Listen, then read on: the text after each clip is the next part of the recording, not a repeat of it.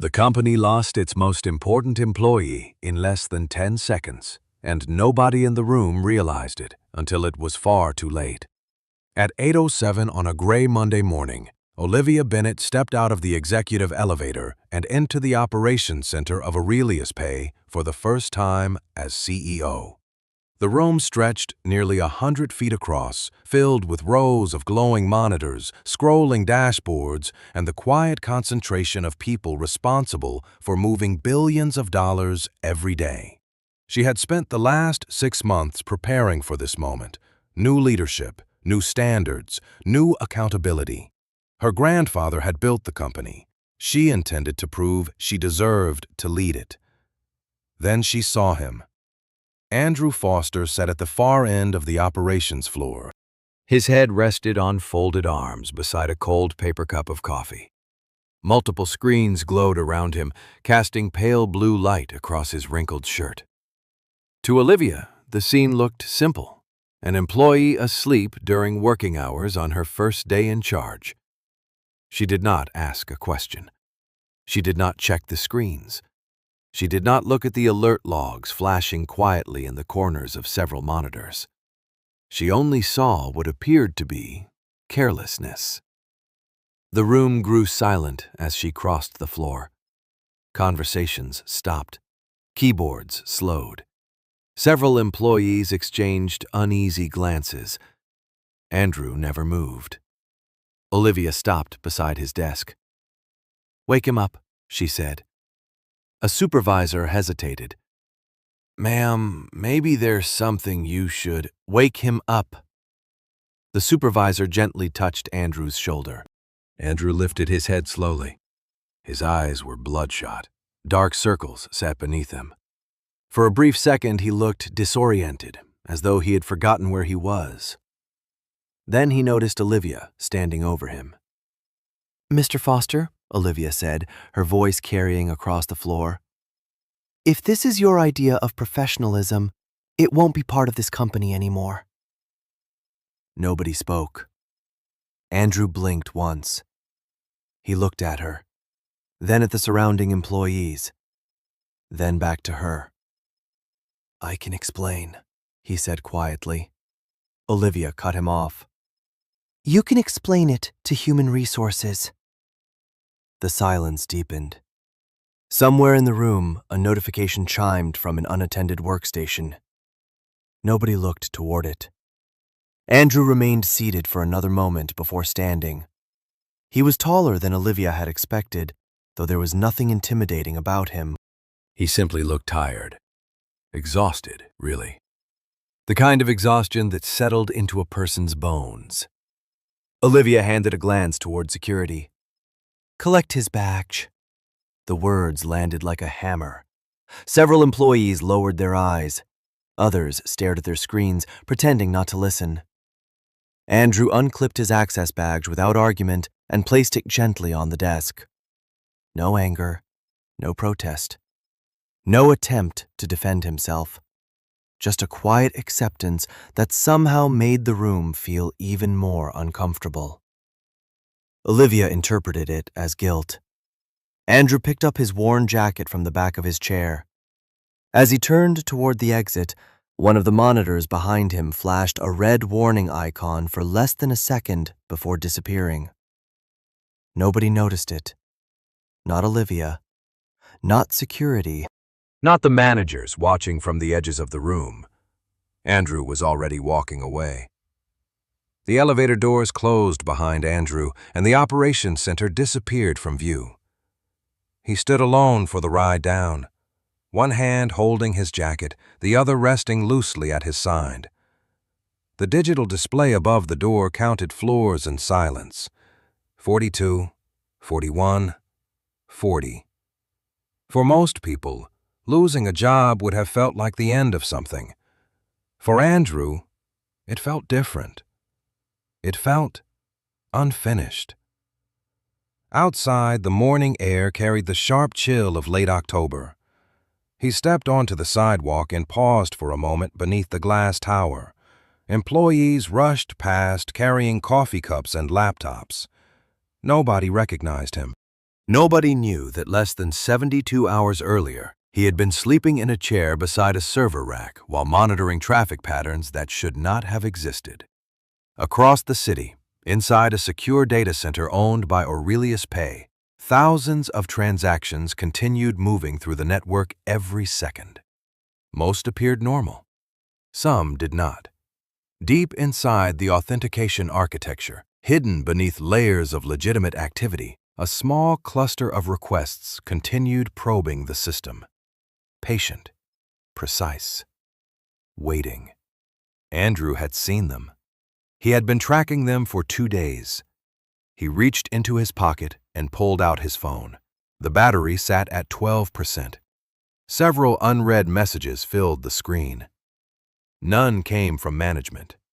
None came from Olivia. His eyes settled briefly on a monitoring application he had built years earlier. Access had already been revoked. The dashboard displayed nothing now, just a blank authorization screen. He slipped the phone away and started walking toward the parking garage. Back upstairs, Olivia Bennett stood in the executive conference room reviewing operational reports. Department heads sat around the polished table. Financial projections filled the large display screen. Everything appeared healthy, stable, profitable. Exactly the picture she wanted to see. Then, 3 floors below, a junior analyst frowned at his monitor. A transaction queue had slowed by less than 1%. Not enough to trigger an alarm, barely noticeable. He refreshed the screen and continued working. 10 minutes later, another queue showed similar behavior. In another building, 2 states away, a backup authentication node quietly stopped responding for 17 seconds before reconnecting. The event generated an automated notification. Nobody opened it. Meanwhile, Andrew finally reached his aging silver pickup truck. The vehicle had nearly 200,000 miles on it and a small dent near the rear bumper. He climbed inside and rested both hands on the steering wheel. For the first time all morning, he closed his eyes. Not from exhaustion, from calculation. Pieces moved through his mind the way mechanics hear an engine before opening the hood. The attack pattern, the compromised relay, the timing. Something was wrong. More wrong than anyone inside that building realized. His phone vibrated once. A text message appeared from a number he recognized immediately. It came from Marcus Reed, one of the senior network engineers. The message contained only 6 words. "Are you still watching this thing?" Andrew stared at the screen for several seconds before typing a reply. "Yes, and it is not over." Marcus Reed stared at the message he had just received and felt a knot tighten in his stomach. He had worked alongside Andrew Foster for nearly 6 years, long enough to know that Andrew never dramatized a problem. If Andrew said something was not over, it meant the situation was probably worse than anyone imagined. Back inside Aurelius Pay, the operations floor remained calm on the surface. Phones rang, analysts reviewed reports, managers discussed performance metrics. Yet small irregularities continued appearing throughout the network, one by one. Quiet enough to avoid attention, large enough to matter. Marcus pulled up a transaction map and watched several processing routes shift unexpectedly. The changes lasted only seconds before correcting themselves. Most employees would have ignored them. Marcus did not. He opened another screen, then another. The pattern felt familiar. At the same moment, Andrew guided his truck into afternoon traffic. The city moved around him in ordinary rhythms: delivery vans, school buses, commuters heading home. None of them knew that thousands of businesses depended on systems currently being tested by someone on the other side of the world. A red light stopped him at an intersection. He glanced toward the passenger seat where a small backpack rested beside a pink lunchbox. In less than an hour, he would be picking up Chloe from school. For a brief moment, he considered turning everything off, ignoring the company, ignoring the attack. They had made their decision. They had taken away his access. They had shown him exactly how much his warnings mattered. Then his phone vibrated again. This time, a photograph arrived from Marcus. It showed a monitoring dashboard. 3 authentication clusters were flashing amber. Andrew studied the image for several seconds. His expression did not change. He typed only 4 words. How many relays affected? The response came almost immediately. We found 5. Andrew looked through the windshield and exhaled slowly. 48 hours earlier, there had only been 1. That was the detail that mattered. The attackers were moving faster now. Much faster. Across town, Olivia Bennett concluded another executive meeting. The numbers looked solid. Investors were satisfied. Department heads appeared confident. She should have felt relieved. Instead, something bothered her. She could not explain why. Perhaps it was the strange silence that had followed the firing. Perhaps it was the hesitation she had seen on several faces before Andrew left.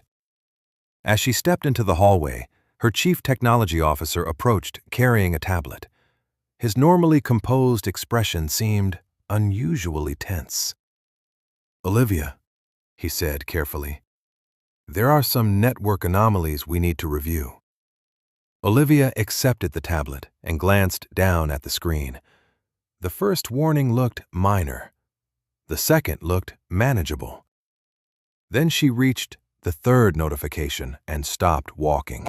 For the first time that day, uncertainty entered the room before she did. By the time Andrew pulled into the elementary school parking lot, the sun had already begun sinking behind the rooftops. Parents stood beside minivans and pickup trucks, waiting for children to emerge through the front doors. It looked like any ordinary afternoon. Andrew preferred ordinary afternoons. They were rare. Chloe appeared carrying a small backpack almost as large as she was. The moment she spotted the truck, she smiled and started walking faster. Andrew stepped out and opened the passenger door before she reached him. "How was school?" he asked. "Good," Chloe said. "I got all my spelling words right." Andrew nodded once. "Nice work." Chloe climbed inside and immediately noticed something different. Children often did. They saw details adults missed. "You are home early," she said. Andrew closed the door and paused for half a second before answering. "Looks that way." She studied him carefully. Something happened. It was not a question. Andrew started the engine. "A little." Chloe accepted the answer without pressing further. She had inherited her father's habit of waiting before speaking. Across the city, Olivia sat inside a conference room that no longer felt comfortable. The chief technology officer projected system reports across a wall-sized display. The numbers continued changing. None of them moved in the right direction. Authentication delays had doubled in less than 2 hours. Several international transaction routes were behaving unpredictably. Internal monitoring tools were generating alerts faster than analysts could review them. "How serious is this?" Olivia asked. No one answered immediately. That silence bothered her more than any report. Finally, the technology officer spoke. "We are still assessing the scope." Olivia looked around the table. Every face carried the same expression. Controlled concern. The kind professionals wore when they did not yet know how bad a situation might become. Meanwhile, Marcus remained on the operations floor, watching dashboards update in real time. He remembered something Andrew had said almost a year earlier during a routine maintenance review. Most attacks do not begin with destruction. They begin with observation. At the time, only 3 people in the room had understood what he meant. Marcus was one of them. His phone vibrated. Another message from Andrew. Any new behavior? Marcus quickly typed a summary. Delays increasing, multiple clusters affected, no source identified. The response arrived almost immediately. Then they are inside. Marcus read the words twice. A cold feeling settled in his chest. He looked up toward the executive offices high above the operations floor. Andrew was no longer an employee. His access was gone. His badge was gone. Yet somehow, he still seemed to understand more about the crisis than anyone currently sitting inside the building. At home that evening, Chloe sat at the kitchen table drawing pictures while Andrew prepared dinner. His phone rested face down beside a glass of water. He had not touched it for nearly 20 minutes. Then it lit up again. This time the caller identification displayed a number from Aurelius Pay Executive Headquarters. The phone vibrated across the kitchen counter while Chloe carefully colored the roof of a small house with a blue marker. Andrew looked at the screen but did not immediately reach for it. The number belonged to Executive Headquarters. For a moment it continued ringing in the quiet apartment. Then the call ended. Chloe glanced up. "Are you going to answer it?" she asked. Andrew set 2 plates on the table. Probably not. Chloe considered that answer seriously. Then they must want something. Andrew almost smiled. Children often arrived at conclusions faster than adults. Before he could respond, the phone rang again. Same number, same caller. This time he picked it up. "Andrew Foster." The voice on the other end belonged to the Chief Technology Officer. The man sounded tired. More tired than he had sounded 6 hours earlier. "Andrew, I know this is not an ideal conversation." Andrew pulled out a chair and sat down. "That is one way to describe it." Several seconds passed. "We are seeing network instability. I assumed you would." Another pause. "We could use your insight." Andrew looked at Chloe, who had returned to her drawing. "I do not work there anymore." The executive lowered his voice. "Off the record. What are we dealing with?" Andrew stared at the wall for a moment. "How many authentication relays have been compromised?" Silence answered him. Then came the response. 7. Andrew closed his eyes briefly. The number was worse than he expected. "Then you are not dealing with instability. What are we dealing with?" "A coordinated infiltration." The executive stopped speaking. Andrew could almost hear calculations happening on the other end of the line. "Can you prove that?" he asked. "You already have the proof." "Where?" "Look at the traffic entering through the international verification layer. Compare it against activity from 48 hours ago. You will find identical behavioral patterns repeating at increasing frequency." More silence. Keyboard sounds appeared faintly through the phone. Then the executive spoke again. This time his voice sounded different, less confident. "How did you know that?" Andrew did not answer immediately. Finally, he said, "Because I have been watching it for 2 days." Across the city, the operations center no longer felt calm. Large monitoring screens displayed growing delays across multiple regions. Customer support volume had nearly tripled. Senior managers moved quickly between conference rooms. Analysts reviewed logs with increasing urgency. Yet every new report seemed to create more questions than answers. Marcus Reed watched another authentication cluster flash amber before turning red. His stomach sank. He remembered Andrew, sitting quietly at his workstation night after night while everyone else went home. He remembered the cold coffee, the exhausted eyes, the warnings nobody had taken seriously. Upstairs, Olivia Bennett stood alone in her office overlooking the city lights. A report rested on her desk. The name Andrew Foster appeared on nearly every page. For the first time since becoming chief executive, she found herself staring at a question she could not ignore. What if the man she fired had been the one person holding everything together? The next morning began with numbers nobody wanted to see. By 8:15, transaction delays had spread across multiple regions. Customer support centers reported a surge in complaints. Several corporate clients requested immediate explanations. Inside the executive conference room, every chair was occupied. Olivia Bennett stood at the head of the table while reports continued arriving faster than anyone could review them. The chief technology officer looked exhausted. Several senior engineers had been working through the night. None of them had a solution. "Tell me what we know," Olivia said. A network architect pulled up a series of charts. The intrusion is moving laterally through systems we believed were isolated. Another engineer added, "Every time we block one path, another appears." A third shook his head. "It is like whoever built this understands exactly how our infrastructure responds." The room fell silent. Nobody needed to say the name out loud. Everyone was already thinking it.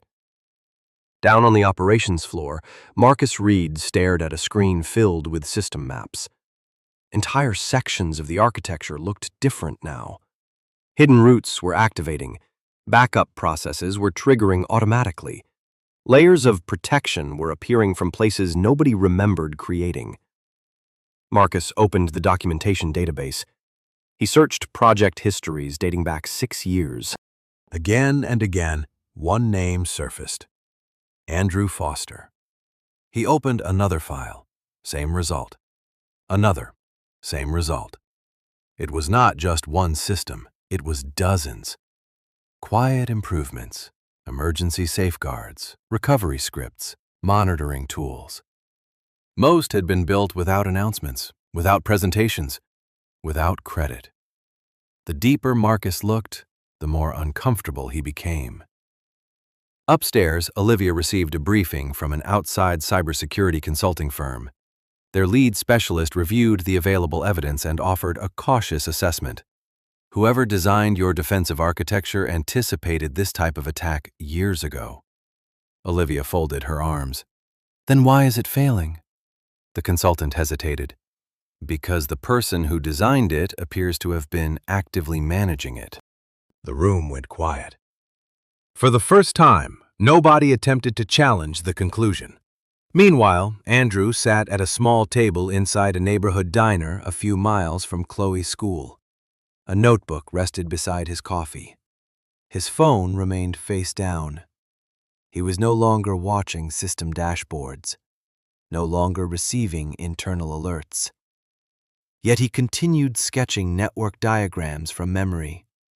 Years of experience had turned the architecture into something he could see without a screen. His phone vibrated, then vibrated again, then a third time. 3 missed calls, same number, executive headquarters. Andrew looked through the diner window at passing traffic. Across the room, a television displayed financial news. Aurelius Pay appeared briefly in a scrolling headline discussing unexpected service disruptions. Andrew watched for a moment before looking away. He already knew the real problem had not arrived yet. The first stage had only opened the door. The second stage was still coming. And somewhere inside Aurelius Pay, the people responsible for stopping it were running out of time. The breakthrough arrived by accident. Marcus Reed had been searching through archived infrastructure records for nearly 3 hours when he opened a maintenance folder nobody had touched in years. The folder contained hundreds of files. Most appeared ordinary: system updates, recovery procedures, network maps. Then he noticed something unusual. The author field was the same on nearly every document: Andrew Foster. Marcus opened another folder. Same result. Another, same result. His pulse quickened. He began digging deeper. What he found made him stop typing altogether. Entire sections of Aurelius Pay's infrastructure had never been created by executive teams, outside consultants, or senior architects. They had been built quietly over time by one man working behind the scenes. Hidden monitoring layers, emergency authentication routes, automated recovery systems, defensive protocols designed to activate during exactly the type of intrusion they were experiencing now. The more Marcus uncovered, the clearer the picture became. Andrew had not simply maintained the infrastructure. He had become part of it. Upstairs, the executive crisis meeting was entering its 5th hour. Olivia Bennett listened as specialists presented increasingly troubling assessments. Every proposed solution seemed temporary. Every recommendation bought less time than the one before it. Then Marcus entered the room carrying a tablet. He looked different. Not panicked, not frustrated. Certain. "You need to see this," he said. The room fell silent as he connected the device to the display. A network diagram appeared, then another, then another. Every critical safeguard currently slowing the intrusion highlighted in blue. Beside each one appeared the same name: Andrew Foster. The chief technology officer leaned forward. "Where did you find these?" "Archived infrastructure records," Marcus replied. "There are hundreds more." Olivia stared at the screen. "Are you telling me he built all of this?" Marcus nodded. "Not part of it. Most of it." Nobody spoke. The consultant who had been advising the company studied the diagrams carefully before finally breaking the silence. "If these records are accurate, your infrastructure is surviving because of measures he created years ago." Another engineer added quietly, "and because he was actively managing them." The words settled over the room like weight. For the first time, Olivia understood why so many employees had hesitated the morning she fired him. They had known something she did not. Not because Andrew advertised his value, because he never did. Later that evening, Olivia remained alone in the conference room reviewing personnel records. Andrew's file was surprisingly thin. Few awards, almost no public recognition, modest performance reviews. Nothing that explained what she had just learned. Then she reached a section containing internal comments from managers over the years. One sentence appeared repeatedly. "Quiet, reliable, solves problems before anyone notices them." Olivia read the line 3 times. Outside the conference room, another alert appeared on the network. This time, an entire authentication region briefly disappeared from monitoring before returning 30 seconds later.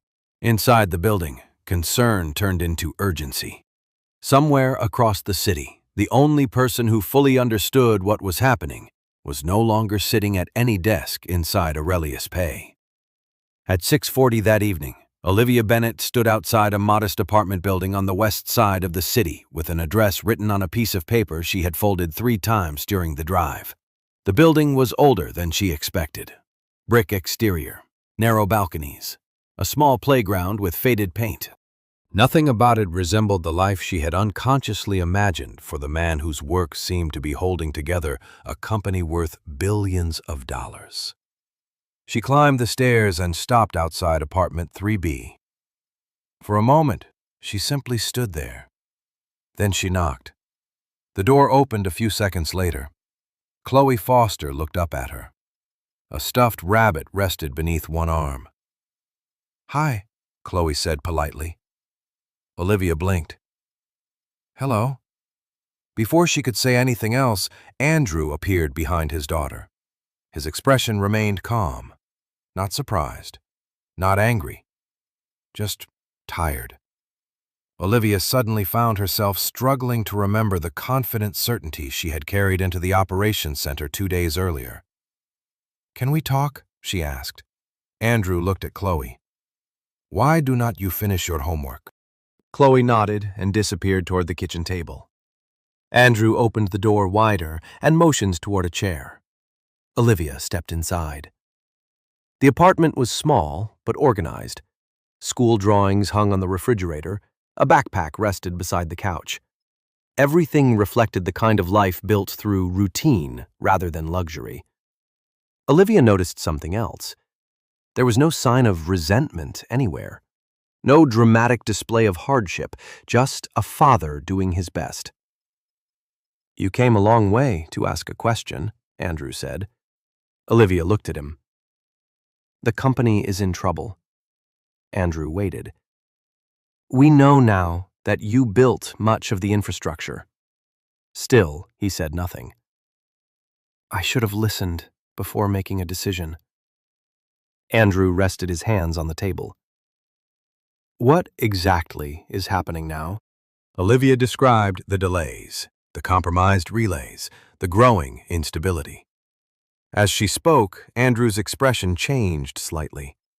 Not fear, calculation. By the time she finished, he already seemed to be assembling pieces of a puzzle nobody else could see. "How much time do we have?" Olivia asked quietly. Andrew glanced toward the kitchen where Chloe sat coloring another picture. "Less than you think." The answer settled heavily between them. Olivia lowered her eyes for a moment. "Can you help us?" Before Andrew could answer, Chloe looked up from her drawing. "Daddy helps everybody." The room became very quiet. Andrew turned toward his daughter. She smiled and returned to coloring. Then he looked back at Olivia. For the first time since arriving, she saw something in his eyes that made her understand the difference between authority and responsibility. One could be given, the other had to be carried. Outside, her phone suddenly vibrated. An urgent message from the operations center appeared on the screen. Another authentication region had gone offline. This time, it had not come back. Andrew looked at the notification on Olivia's phone for less than 2 seconds before standing. There was no dramatic reaction, no speech, no visible frustration. He simply walked toward the hallway and picked up his jacket from a chair. Olivia watched him carefully. "You already know what happened, do not you?" she asked. Andrew slipped one arm into the sleeve. "I know what probably happened." Chloe looked up from the kitchen table. "Are you leaving?" Andrew walked over and knelt beside her chair. For a little while, Chloe studied his face. "To help people?" Andrew nodded once. "To help people." She reached across the table and handed him a folded drawing. The picture showed a small house, a truck, and 2 stick figures standing beside each other. "Then take this," she said, "just in case." Andrew folded the paper carefully and placed it inside his jacket pocket. 25 minutes later, they arrived at Aurelius Pay. The atmosphere inside the building had changed completely. The calm confidence that normally defined the company was gone. Employees moved quickly through hallways. Phones rang constantly. Large display screens showed warnings across multiple regions. Conversations stopped the moment Andrew stepped onto the operations floor. Some employees looked relieved. Others looked embarrassed. A few simply stared. Olivia noticed something she had never seen before. People were not reacting to a job title. They were reacting to trust. Andrew walked directly to his old workstation. The same desk, the same monitors, the same cold coffee cup still sitting beside the keyboard. Nobody had touched it. Marcus Reed approached first. "Good to see you." Andrew nodded. "Status?" Within seconds, the conversation shifted entirely to the system. Authentication failures, relay compromises, transaction routing anomalies. Andrew listened quietly. Occasionally, he asked a short question. Nothing more. Then he sat down. The room grew silent. Fingers moved across the keyboard. Screens changed. Network maps appeared. Hidden monitoring tools activated. Several engineers exchanged confused looks. They had never seen some of these systems before. Andrew studied the data for nearly a minute. Then he pointed toward a section of the architecture displayed on a large monitor. There. Marcus followed his gaze. That cluster? Andrew nodded. That is where they want you looking. Another engineer frowned. You think it is a diversion? I know it is. He opened another layer buried deep inside the network. Suddenly, several hidden connections appeared. The room froze. Every path traced back to the real point of compromise. The consultant stared at the screen. One of them slowly removed his glasses. We missed that completely, he admitted. Andrew said nothing. He simply continued working. 30 minutes later, the first authentication region came back online. Then another. Then another. Across the operations floor, tension began giving way to disbelief. Olivia stood quietly near the back of the room, watching the man she had dismissed as careless. Nobody was speaking now. Nobody needed to. The results were speaking for him.